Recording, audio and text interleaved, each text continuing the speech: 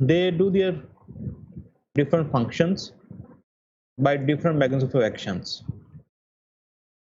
So it was very necessary to classify the enzymes, to categorize these enzymes into different groups, and then subgroups, and of course subgroups.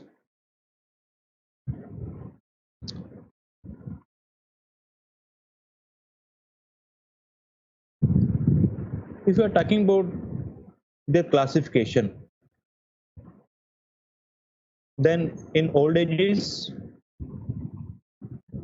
they have certain trivial or recommended names instead of certain systemic names.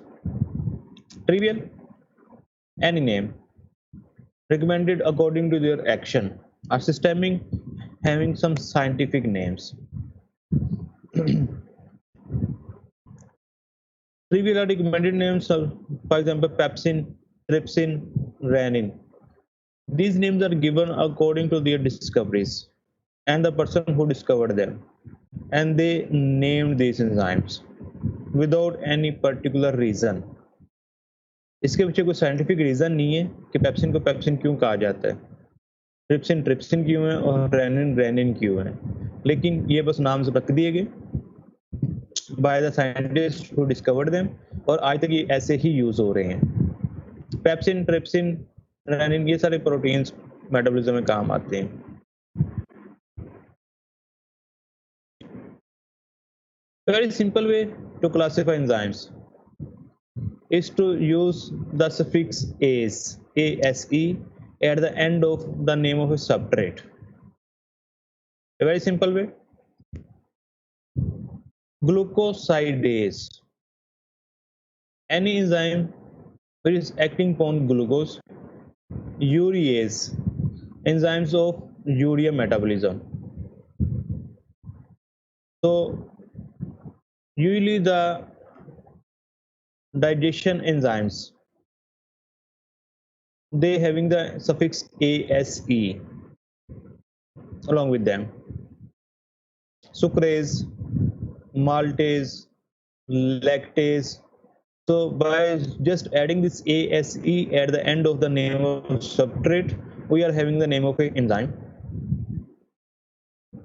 Then other way, recommended names according to the function performed by the enzyme. Lactate dehydrogenase, enzymes which is acting upon lactate, और adenylyl cyclase. ये enzyme कभी आया है, study किया है, या ये first time आप सुन रहे हैं नाम?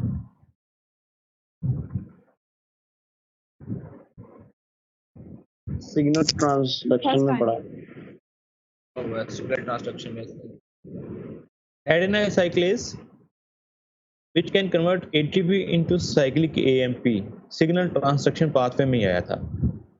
तो एडेनाइल जो एडेनाइल न्यूक्लियोटाइड को साइक्लिक फॉर्म में लेके आता है, ATP to cyclic AMP, adenyl cyclase. So according to the function के एंजाइम्स फंक्शन क्या परफॉर्म कर रहे हैं उसके मुताबिक हम नाम कर सकते हैं।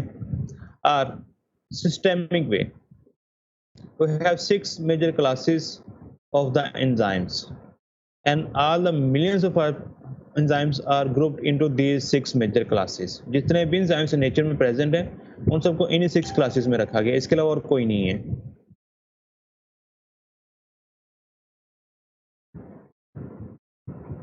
अब ये क्लासिफाई कैसे किया गया है?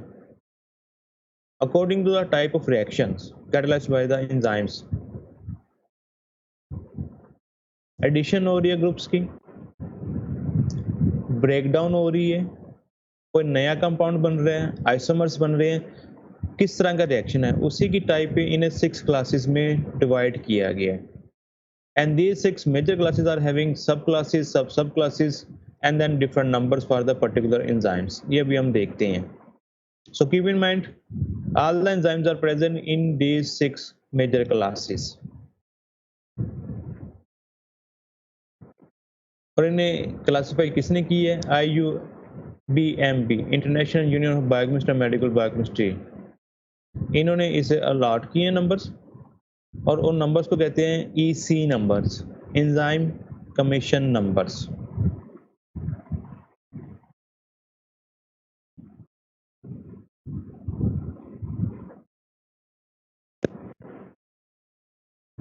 EC numbers. They are having certain particular digits. 1, 2, 3, 4, 5, 6. So first digit indicates the main class of the enzyme, that is 1, 2, 3 or 4. Second digit for subclass. Third digit for subclass. And fourth digit for that particular enzyme के वो कब discover हुआ था, उसे कौन सा नाम दिया गया था.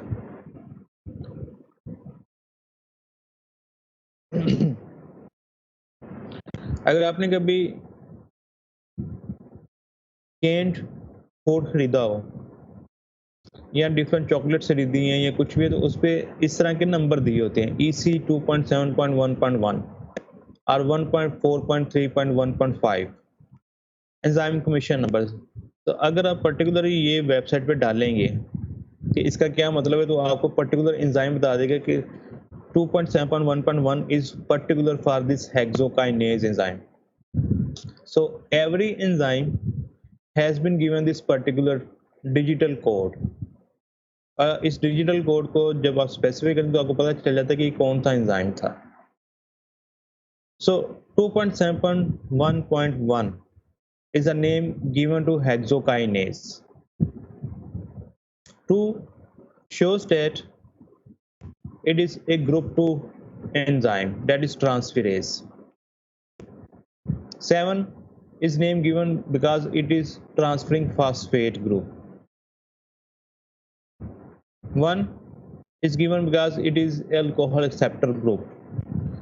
And this last one is a name given to hexokinase because it is the first enzyme or this category which was discovered. ये डिस्कवरी के हवाले से कि इस एंजाइम की डिस्कवरी किस नंबर पे आती है. So hexokinase was the first one to be discovered. काफी मुश्किल काम है, इजी तो नहीं है ये.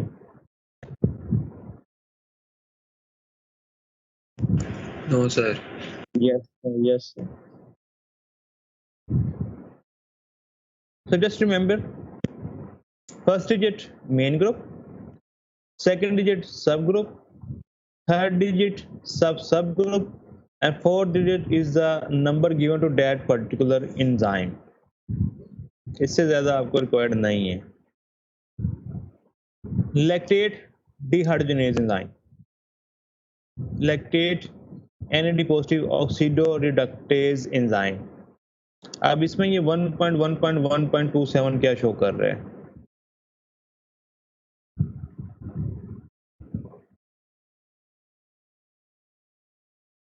Main class, subgroup, subgroup, and the discovered number.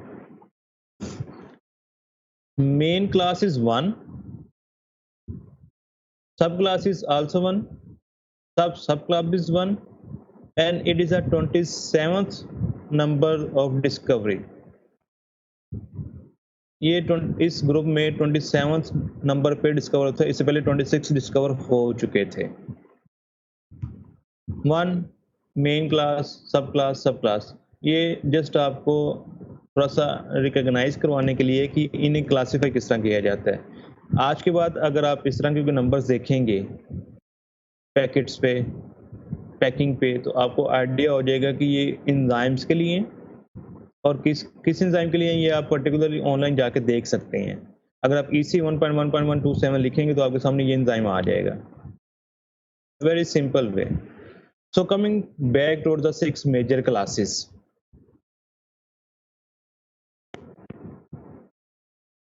Number 1 is oxidoreductases. Second, transferases. Third, hydrolases. Fourth, liases. 5, isomerases, and the 6th one, ligases. Can anybody tell me what do these oxidoreductases do?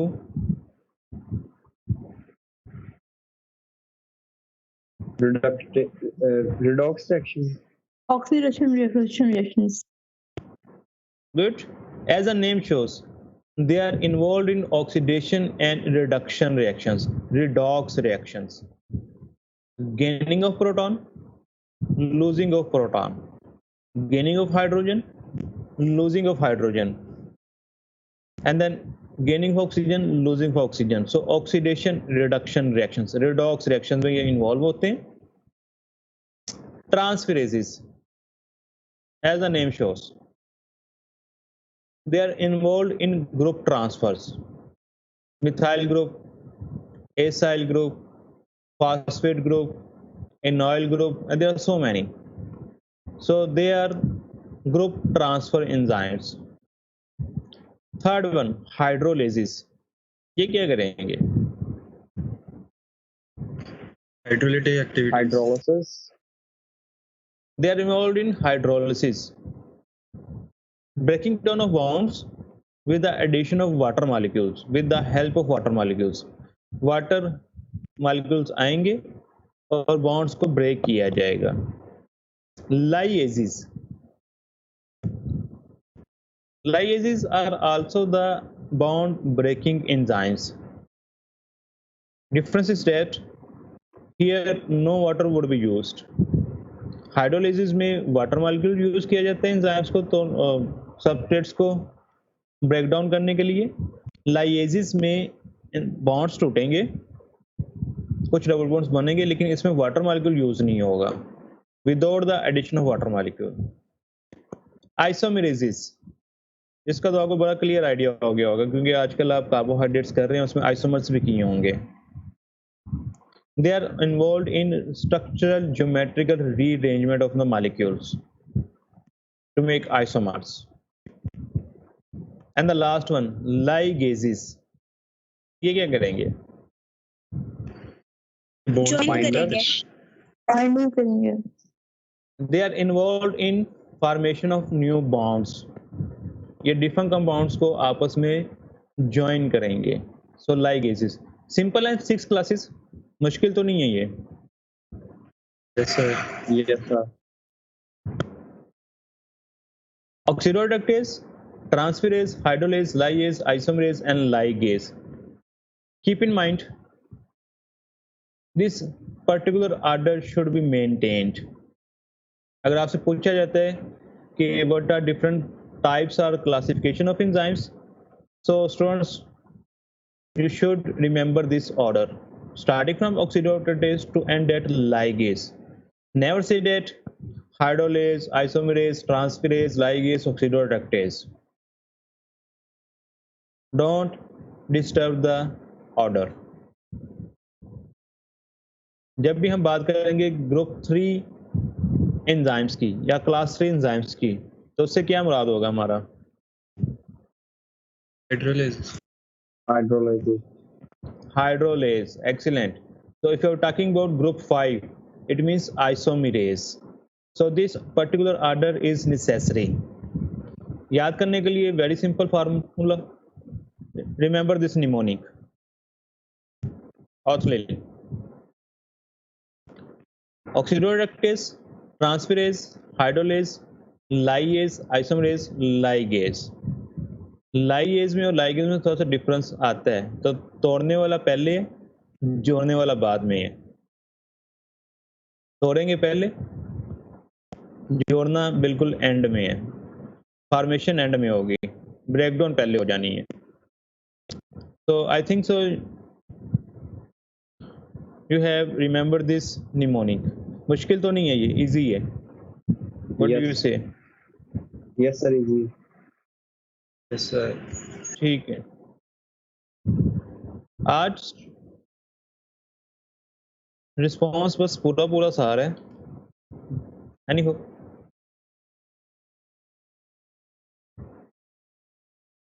for all the good students of my dear first year class, this table has been taken from Lippincott on very first page of enzymology chapter, having these 6 classes along with a little bit description and then one example. And you will all have to do just remember this table. जितने भी अच्छे students हैं, enzymes classification के लिए ये table काफी है. इसके अलावा और कुछ नहीं करना है. क्लासिफाइड ये जो रिएक्शन लिखते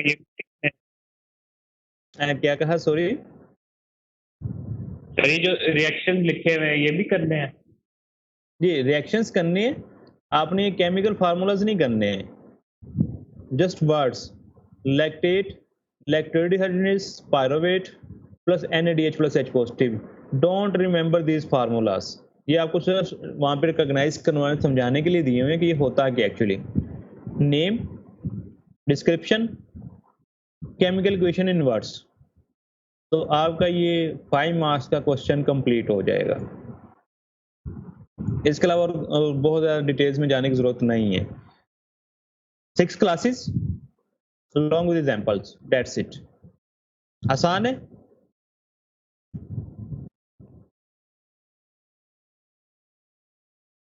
Yes, sir. Same thing, oxidorreductases involved in redox reactions. Example is lactate to be converted into pyruvate. Lactate reacts with the NAD positive in the presence of lactate dehydrogenase enzyme and will be converted into pyruvate along with NADH2 production। NAD क्या चीज है? Nucleotide. एक coenzyme.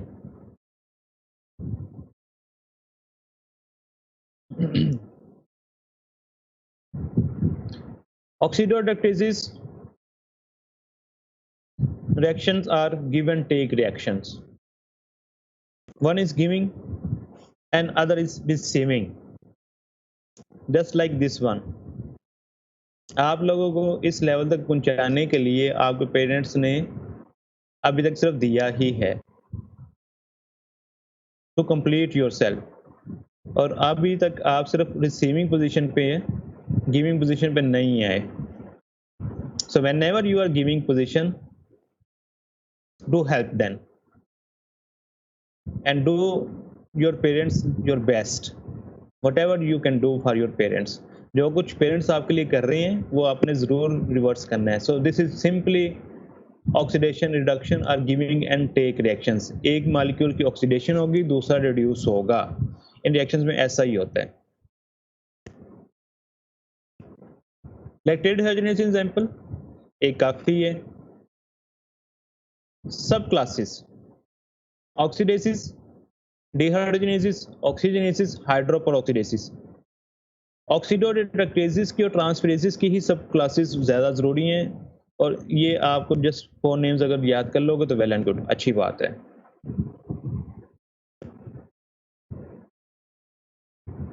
ऑक्सीडेसिस, oxidation reactions in which oxygen is the recipient of this hydrogen to form different compounds, hypoxanthine, xanthine, H2O2। याद कर सकते हैं examples, well and good, otherwise just remember this class name, sub class name, oxidases। dehydrogenases, coenzymes act as recipients of hydrogen। इसकी जो पहले हमने example ली थी लैक्टेट NAD, तो लैक्टेट से हाइड्रोजन आयंस NAD लेगा और NADH plus H positive convert हो जाएगा और लैक्टेट पायरुवेट में कन्वर्ट हो जाएगा। Dehydrogenation reactions. Oxygenases in which molecular oxygen is itself used। Oxidases में मॉलिक्यूलर ऑक्सीजन यूज नहीं होती, उसमें ऑक्सीजन अदर कंपाउंड्स में यूज होती है, लेकिन ये डायरेक्टली इनकॉर्पोरेट हो जाएगी कंपाउंड में, सबस्ट्रेट में। Oxygen is added to substrate, heme oxygenase, phenyl alanine hydroxylase.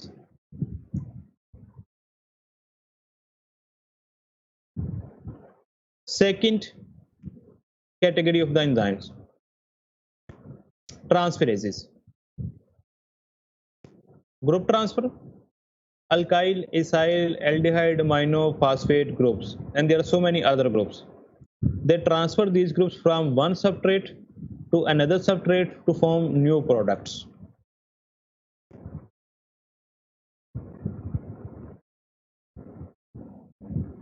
It's just like your pizza delivery man। Restaurant से पैकेज उठाया और आपको आगे डिलीवर कर दिया।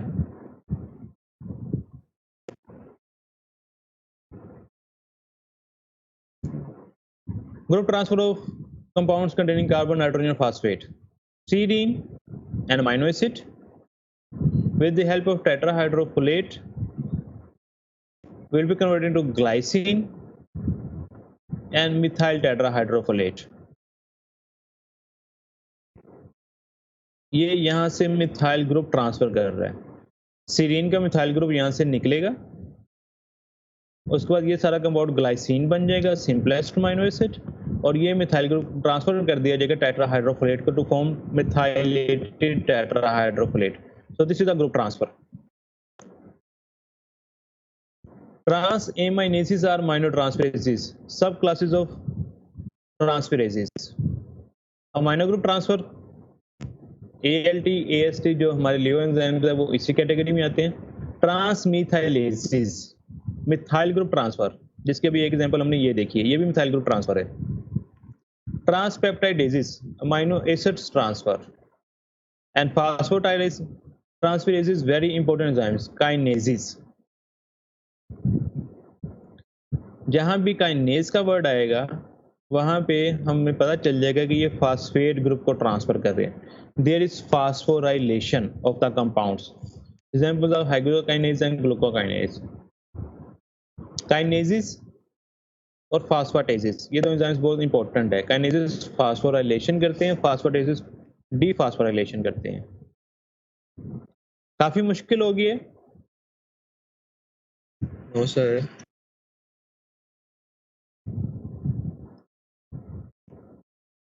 Just remember main class, transferases, and then these words, subclasses.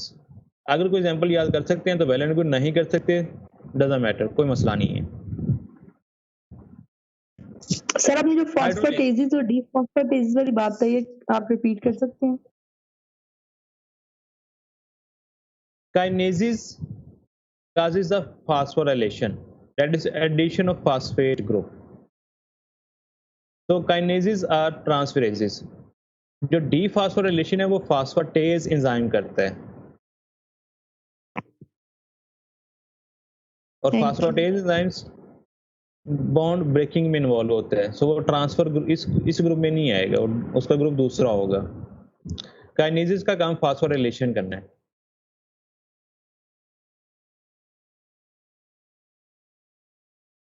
Hydrolysis, hydrolytic breakdown of different bonds containing carbon carbon, carbon oxygen, carbon nitrogen, phosphate oxygen, all these. All the digestive enzymes are hydrolysis. They need water molecules to perform their function.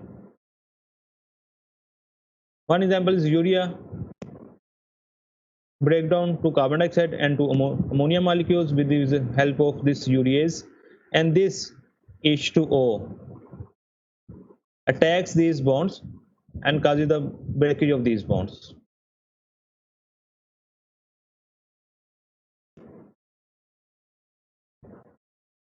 All digestive enzymes are hydrolysis, trypsin, chymotrypsin, elastase, peptidase, different. Amylase, maltose, lactose, enzymes of carbohydrate metabolism, aminopeptidase, carboxypeptidase, pepsin, trypsin for proteins, and lipases. ये सारी जो examples है सिर्फ आपको समझाने के लिए है. If you can remember that's well and good, if you can't don't worry.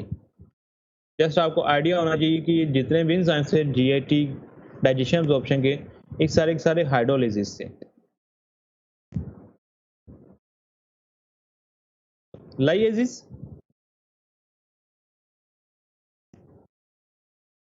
Removal of the different compounds,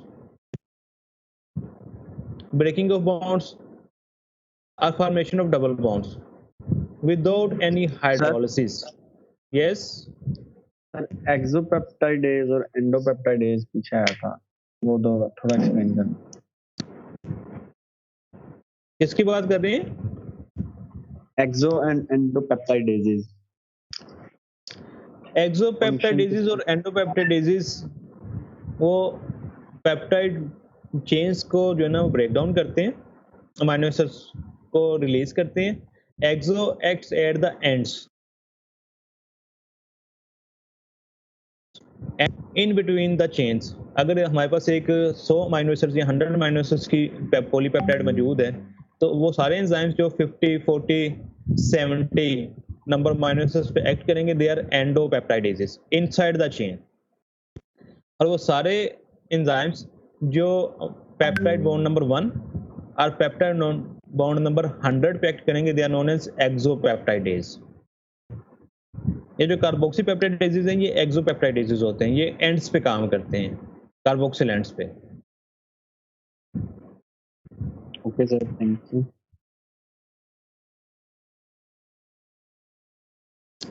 Pyruvate to acetaldehyde. Keep in mind there is no addition of water molecules. ये bond उसके बगैर ही टूटेगा। Pyruvate decarboxylase is enzyme. Aldolases, carboxylases, dehydratases, ये सारे लाइएजेस की different types हैं।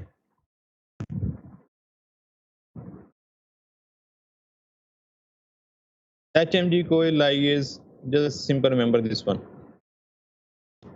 Isomerases. Time for some change. You need to modify yourself. You need to shape yourself in a better way. L isomers, D isomers, आजकल आप carbohydrates कर चुके होंगे, उसमें आपने इनेंशियोमर्स भी पढ़े होंगे। डी आइसोमर्स क्या होते हैं, एल आइसोमर्स क्या होते हैं, फिर एपीमर्स क्या होते हैं, ये कर चुके हो या नहीं? यस सर, कर रहे हैं। तो ये सारे कौन करते हैं? Isomerases. Structural change, geometrical spatial configuration change without the change in total number of molecules. Isomerases में टोटल नंबर सेम रहते हैं, सिर्फ स्ट्रक्चरल चेंज आती है, रीमोडिफिकेशन होती है। मिथाइल मेनाइल कोए टू सक्सिनाइल कोए। यस सर, सिंगल बॉन्ड है अभी भी, तो सिंगल बॉन्ड तो अलाउ करता है रोटेशन को, तो फिर ये किस तरह आपस में एक, यानी डी और एल, अगर हम किसी डी शुगर को फॉर अ वाइल किसी कंटेनर में रखें तो आफ्टर अ वाइल क्या वो एल में चेंज हो जाएगी? क्योंकि उसमें तो सिंगल बॉन्डेड है, तो वो चेंज होते रहेंगे। तो सिंगल बॉन्ड हमने एफएससी में पढ़ा है कि वो अलाउ करता है रोटेशन को, डबल बॉन्ड प्रिवेंट करता है, सिस और ट्रांस बनते हैं आइसोमर्स।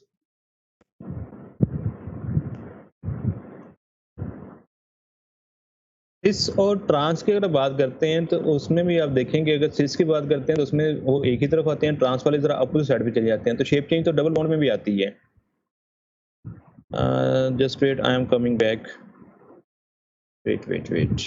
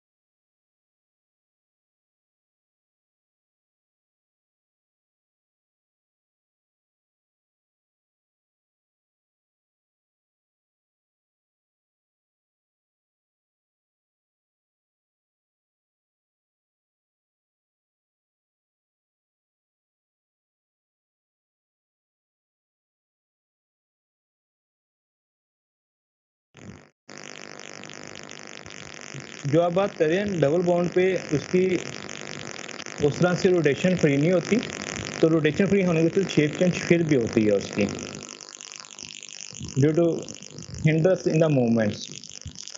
सिंगल बॉन्ड में मूवमेंट्स थोड़ी इजी हो जाती हैं, तो हर एक के डी और एल आइसोमर्स नहीं होते, इनेंशियोमर्स हर कंपाउंड के नहीं होते।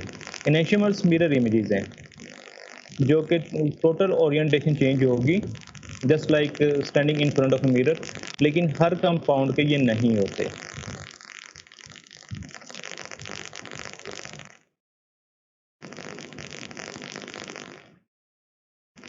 आइसोमरेजेस, epimers, रेसिमेज, and then structural changement for isomerase. Glucose और fructose, glucose and galactose are epimers. रेसिडेज में एक ही कंपाउंड में चेंज आती है और आइसोमेरेसिस स्ट्रक्चर अरेंजमेंट है। एपीमर्स की आप एग्जांपल्स कर चुके हुए हो।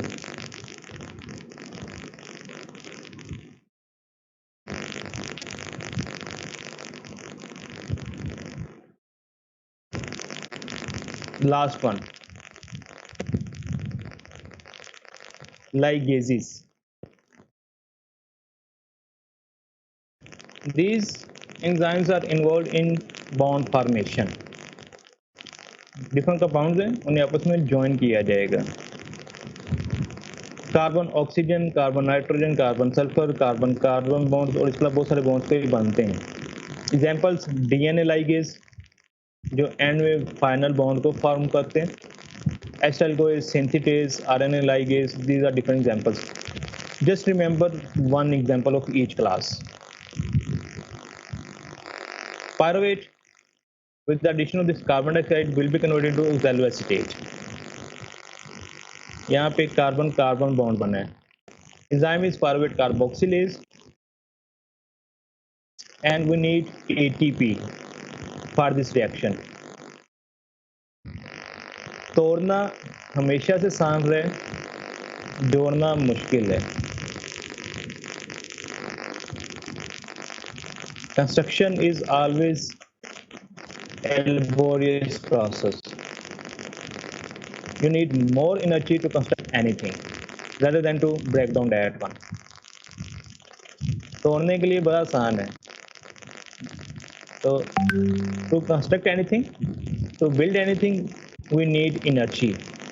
An ultimate source of energy here is ATP. So ligases need this ATP for the construction of these products. Ligases ATP dependent condensation of two molecules.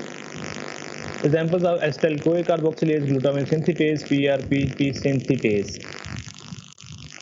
इसे देख के परेशान नहीं होना, हर स्टूडेंट इनमें से कोई एक एग्जाम्पल को फॉलो कर सकता है, ना नेसेसरी कि आपने सारी ही करनी है। There are two types of enzymes, synthase and synthetase.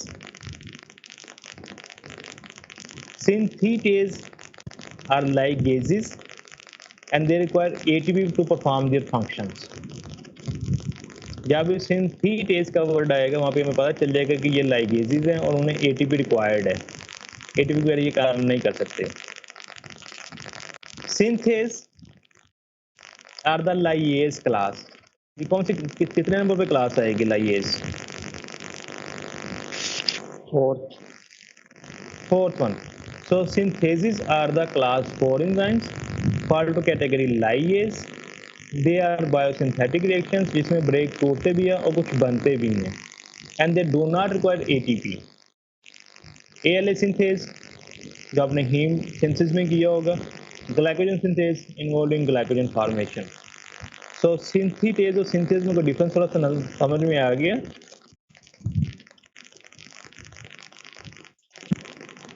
Synthetase requires ATP. Synthase doesn't require any ATP. और क्लास डिफरेंस भी है दोनों का। ATP, no ATP. Phosphatase use water to remove phosphoryl group. So these are hydrolases. Phosphatase are the hydrolases. Phosphorylase use inorganic phosphate to break bonds and generate phosphorylated products. तो ये कौन से group में आएंगे?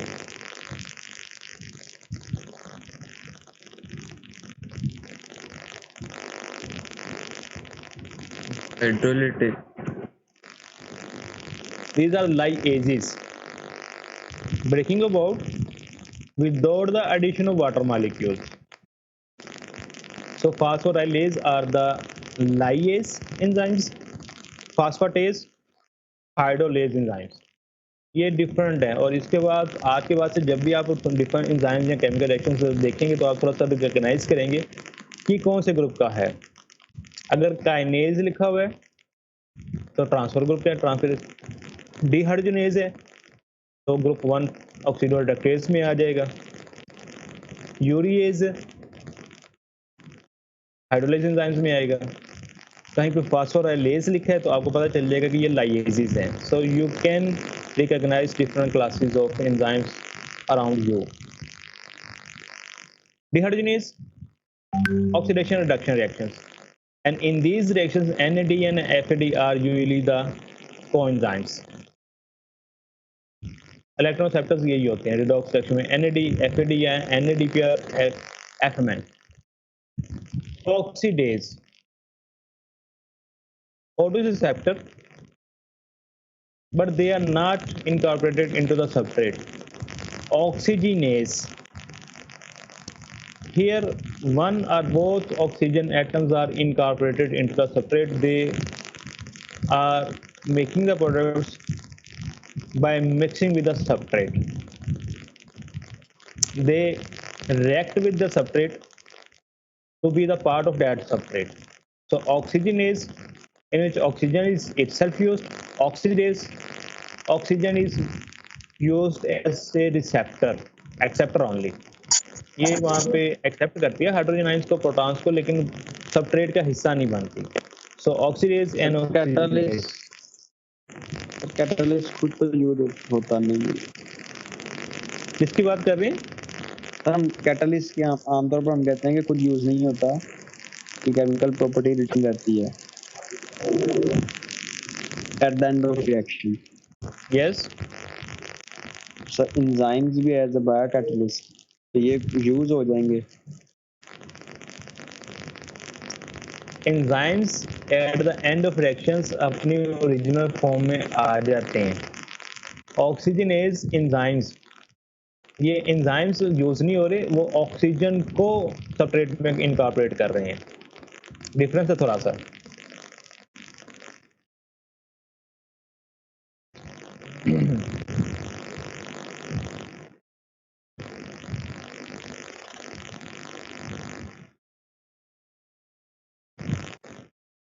एग्जाम्पल लाई थी, कहाँ गई?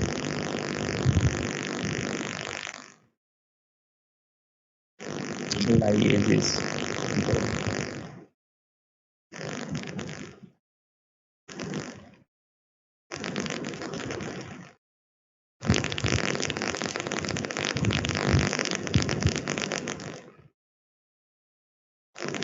This one.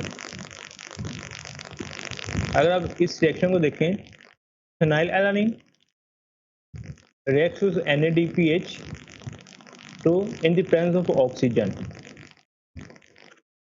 Enzyme is phenylalanine hydroxylase. This oxygen would be incorporated into the phenylalanine to form tyrosine along with NADP and water molecules. यहाँ पे देखें कि जो ये phenylalanine hydroxylase था, ये एज इट इज अपनी उसी फॉर्म में ही रहा है, इसमें कोई चेंज नहीं आई।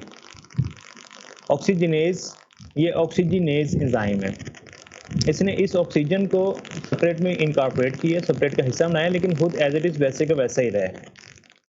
Haem oxygenase enzyme at the end अपनी ओरिजिनल फॉर्म में हमें मिल जाएगा, but yes in this reaction heme react with oxygen to form biliverdin.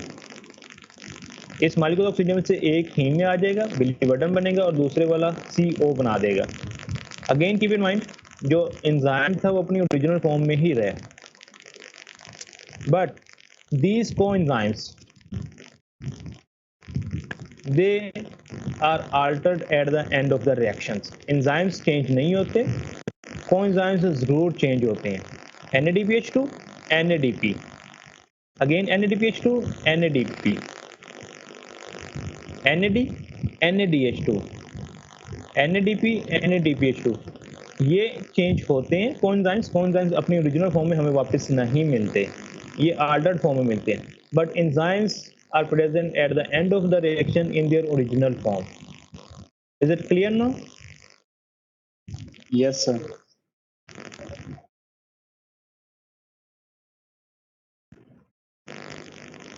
Oxidases, oxygenases, at the end again the same table.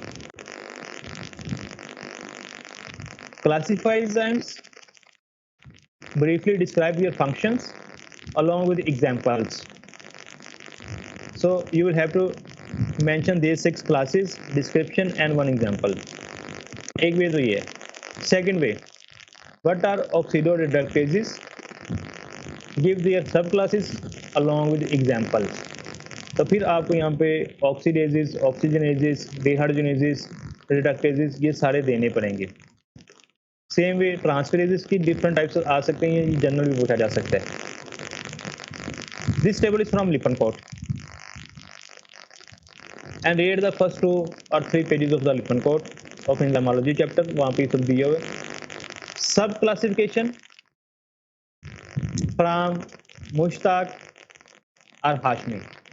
Mushtaq में सब क्लासिफिकेशन बहुत ज़्यादा डिटेल्स दी हुई हैं, उतनी डिटेल्स की ज़रूरत नहीं है. जस्ट नेम ऑफ सब class and a simple example, nothing else.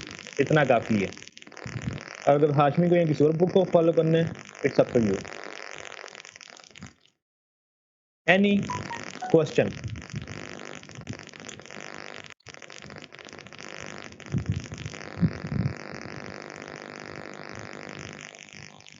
Kinases और डी फॉस्फोराइलेजेस में दोबारा फर्क बताते हैं. ओके, मैं बताता हूँ. जस्ट सर ये सब क्लासेस में सिर्फ नेम याद करना है या एक एग्जांपल के साथ? अगर आप एक एग्जांपल कर लेंगे तो ज़्यादा अच्छा हो जाएगा. सब classes along with a simple example. मैं आपको अटेंडेंस लिंक शेयर कर दूँ.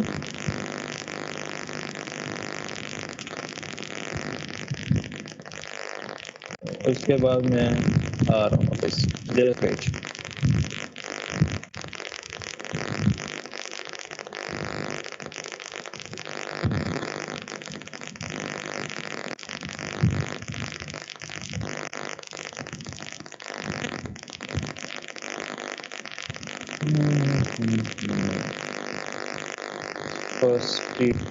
Phosphatases, removal of phosphate group. Different groups में से फास्फेट ग्रुप को रिमूव किया जाता है.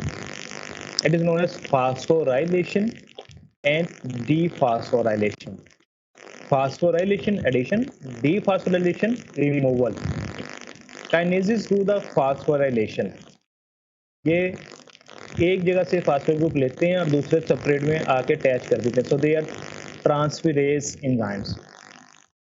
डीफास्फोराइलेशन by the phosphatases, ये with the addition of water molecule phosphate group को रिमूव करते हैं. so these are hydrolases. एक ने ऐड करना है, एक ने रिमूव करना है. एक ट्रांसफेरेज ग्रुप का है, एक हाइड्रोलेज ग्रुप का है. सिंपलेस्ट वे में यही बताया जा सकता है. Is it clear no? और या आई शुड? सर जो यस सर. फॉस्फोराइलेज है वो लाइएजेस है, उसमें ऐड भी होगा रिमूव भी होगा. लाइएजेस में ग्रुप्स की एडिशन भी हो सकती है, रिमूवल भी हो सकती है. बॉन्ड एक ग्रुप का टूटेगा और दूसरे में ग्रुप बन भी सकता है. इसमें डबल बॉन्ड फॉर्मेशन भी हो सकती है लाइएजिस में. सब क्लासिफिकेशन में उसका बहुत कुछ आता है. तो लेकिन उन सब प्रोसेस में होना क्या है कि बॉन्ड्स टूटेंगे ज़रूर एक जगह पे और फिर बनेंगे दूसरी जगह पे, लेकिन इसमें वाटर मॉलिक्यूल यूज़ नहीं होंगे. लाइएजिस के एग्जांपल में डिहाइड्रेटेज भी आता है. वहाँ पे कंपाउंड में से वाटर मॉलिक्यूल को निकाल दिया जाता है.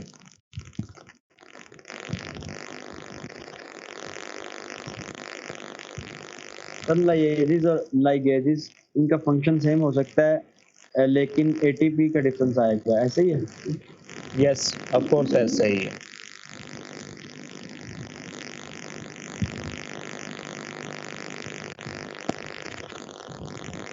इंटरेस्टिंग टॉपिक है. इसके बाद जब आप, मैं दोबारा फिर कह रहा हूँ, जब आप डिफरेंट प्रोडक्ट्स, इवन टूथपेस्ट, उस पर भी ECN नंबर लिखे होते हैं. शैम्पूस, उस पर EC नंबर से लिखे होते हैं. तो आज के बाद जब आप EC नंबर्स देखेंगे तो आपको आइडिया हो जाएगा कि अच्छा ये तो एंजाइम्स थे. और 1 2 3 4 5 6 का आइडिया हो जाएगा ना कि कौन सा एंजाइम है.